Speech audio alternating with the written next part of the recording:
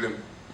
Maintenant, comme l'opposition c'est avant, le demandeur peut estimer que pour les produits qui n'ont pas de problème, les classes de produits qui n'ont pas de problème, la procédure d'enregistrement doit continuer et que seuls les marques, les produits litigieux ou les classes litigieuses vont attendre la procédure d'opposition et de recours avant leur enregistrement. C'est pour cela qu'on est intervenu pour prévoir la possibilité de diviser sa demande en matière de marque. C'est ce qu'elle a dit, je ne fais que redire ce qu'elle a dit et c'est ce que le législateur a prévu.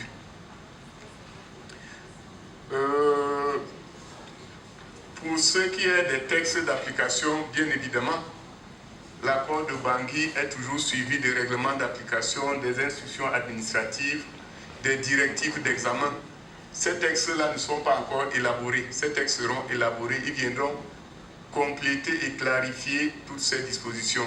Pour le moment, on a posé les principes, ce qui a changé dans l'application. Les textes viendront dire comment il faut faire pour gérer les marques sonores, les marques audiovisuelles. Quel support il faut produire pour déposer? Est-ce que ça sera papier? Est-ce que ça sera CD? Est-ce que ça sera clé USB? Ainsi de suite. Le règlement le dira.